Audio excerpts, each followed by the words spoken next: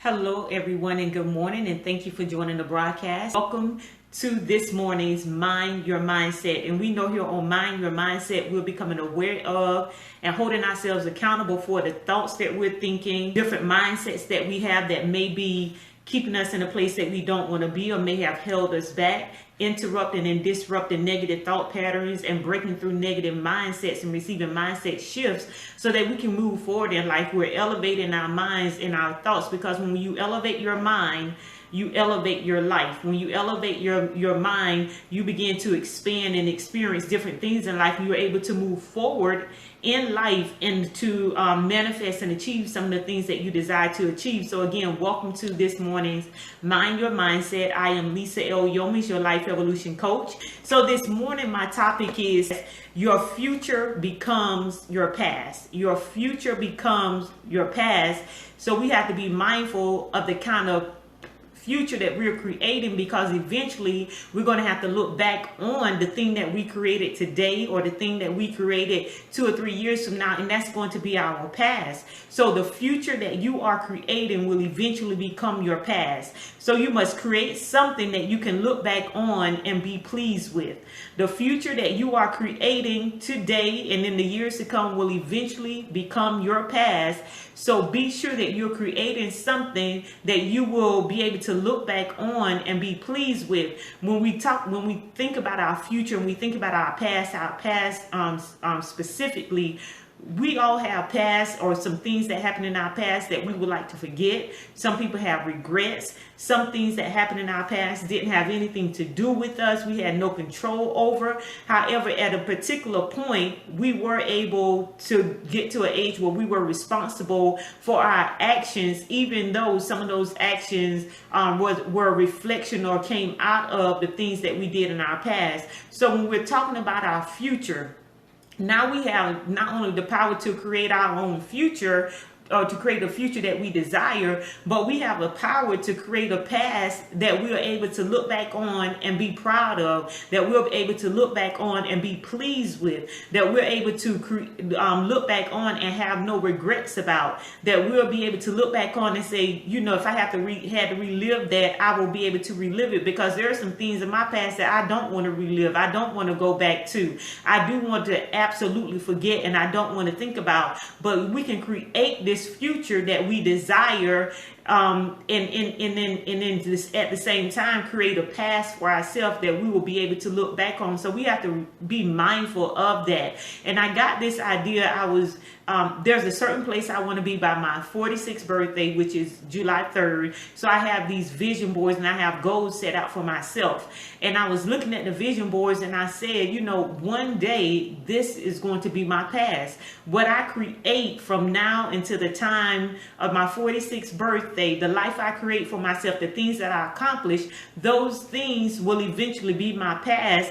And you know, I got that idea. I want to create something that I'm going to be pleased with. I'm going to create something that's memorable. I'm going to create something that when I think back on it, I'm going to be happy about. I'm going to be I know that what I created fulfilled me in life, because sometimes, and then I can look back on my past and there are some things that I did that I'm not so happy about. There are some things that I did that I can look at my life right now, and it's a result of some decisions that I made in my past. It's some results of some things I did, the direction that I took in my past, or some things that I should have done that I didn't do, that has me right here at this point in my future. But you have to remember that all of that can change. You have to see your life as a blank canvas, or see your life as the vision that you see for yourself, and begin to create that future that you desire. And also in turn, you're creating a past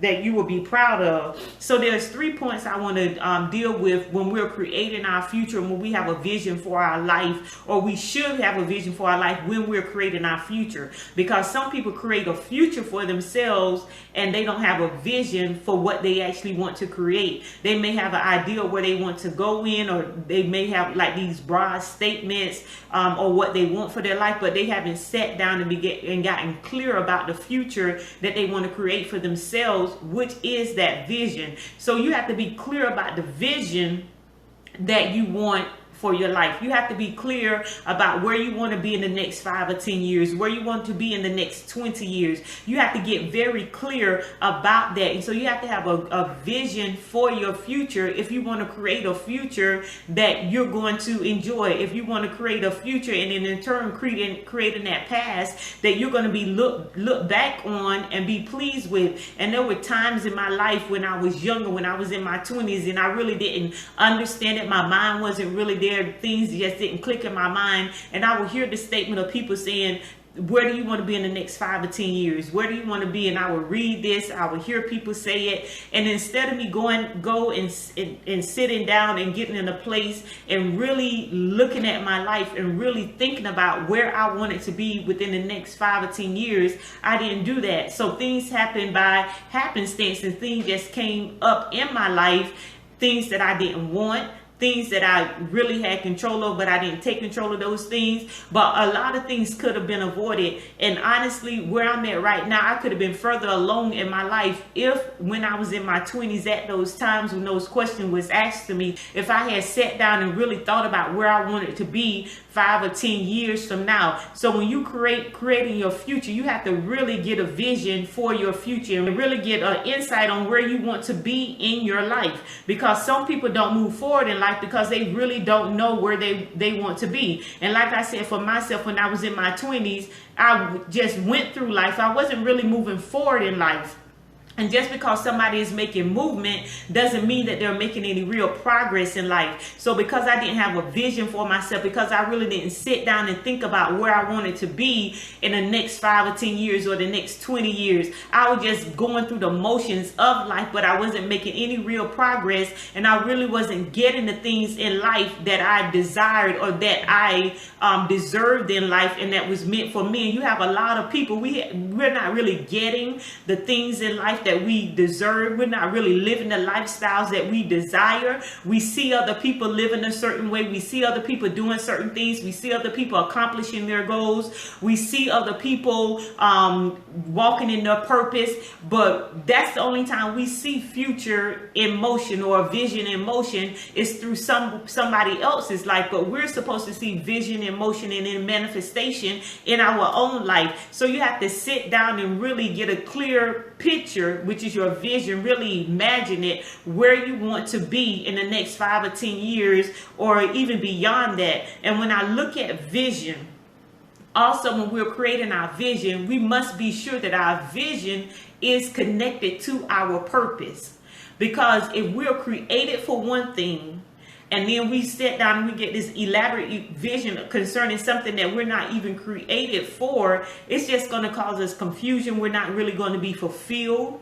We're not going to feel like we have a purpose because we're seeing things that we want, but it has to be connected to your purpose. And I came to this realization when I made my first vision board. I had the amount of money I wanted to make. I had houses, I had cars, and there's nothing wrong with that. And if that's on your vision board, you can keep it on your vision board. I have it on my vision board because there's nothing wrong with having things on your vision board that will allow you to enjoy life. And you know, in those areas, like the car, like the house, you have to live somewhere. You have to drive something. So you may as well live where you desire to live, and you may as well drive what you desire to drive, or have the amount of money in your bank account that you desire to have. If you're going to go out and work and you're going to have a business, you may as well have goals set for yourself concerning those areas in life, in your friendships, in your relationships. But when I looked at my board, there was really nothing on my board that connected to my purpose. Now, I did have life coaching. I did have myself on stage and with a large group of women, and I'm speaking to the change into their lives. I'm speaking transformation into their lives. But that was it. There was really nothing else that directly connected to my purpose. So I had to sit down and figure out what my purpose was. I had to seek God for my purpose so that I can get a vision for my purpose. And sometimes we just have a vision for our life, but we don't have a vision for our purpose. And I call that the purpose picture, because your vision is really what your purpose looks like as you fulfill your purpose, or as you walk in the fulfillment of your purpose. That's what your vision should be connected to. So your vision and your purpose should be connected to each other. So in creating the future, and at the same time creating the past that you can look back on, make sure that you have a vision, and that vision is connected with your purpose. Not saying that you take out the money, you take out the cars, you take out the houses, but you make sure that you have what it is you're called to do, who it is you're called to impact, how it is you're called to impact and change the lives of people while you're here on this earth. And then number 2, you must be intentional. When you're creating your vision, when you're creating your future, and when you're walking it out, you must be intentional. And I was reading something on this morning by Josh Hines, and he was saying that without a plan, without intentionality, we are like a ship at sea floating aimlessly, waiting for the waves to move us whichever way they see fit to do so. Okay, without a plan, without intentionality, we are like a ship at sea floating aimlessly, waiting for the waves to move us whichever way we see fit, whichever way they see fit to do so. And in my life, I didn't have a plan. I didn't have no intentions. I didn't have a vision. I didn't know what my purpose was. So I was like that ship at sea, waiting for the waves to come and take me where they would take me. No real direction, no guidance, no anchor, no stability, nothing. I was just going with the flow of life, and that's not how life is supposed to go. We are not supposed to allow life to happen to us. We are supposed to happen to life. We are supposed to be telling life what we're going to do in life, or who we're going to be in life, because this is who we were created to be. We have to show up in life as that, and we can't allow life to change that. Yes, things happen that come to test us. Yes, things happen that come and throw us off course, but we can't allow that to stop us from standing firm in who God created us to be, so that we can fulfill the purpose that He placed us here on this earth for. So we must be intentional about what it is that we're doing. We must be intentional about our actions. And I know sometimes, and for me, there was just that routine of getting up every day, going to work, getting up, getting dressed, going to work, working through the 8 hours, getting back on the bus, coming back home, doing what I did in the evening, get ready for bed, go to bed, to do it all over again. That was the waves of life moving me wherever it wanted to go. There was no real intention. I had no real goals. I had no stability about anything. It was just whatever happens, happen.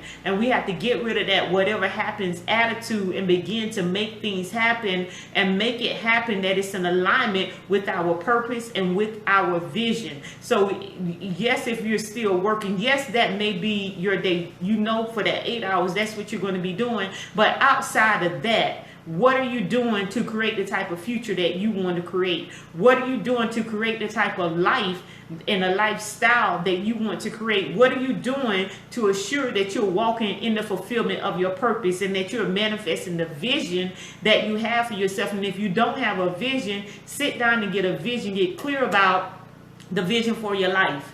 And if you don't know your purpose, sit down, be quiet, and discover what your purpose is for your life. Actually, in my book, What's Cramping Your Lifestyle from Limitations to a Life of Unlimited Possibilities, I have a whole section concerning our purpose and our vision, and then becoming active in that and getting clear about that. And you can pick up your copy of What's Cramping Your Lifestyle, but it has it in there. And also in the workbook, you're able to sit down and go through these steps to discover your purpose. You're able to sit down and map out or write out a vision statement for yourself, map out the plan for yourself, and set goals for yourself. So you must be intentional. You must, instead of allow the waves to move you whichever way they will, you must be a wave maker, and don't allow life to happen to you and begin to happen to life. And the third thing, you must participate. Stop sitting on the sidelines of everyone else's life and become an active participant in your own life. You must begin to participate in your life. And some people are participating,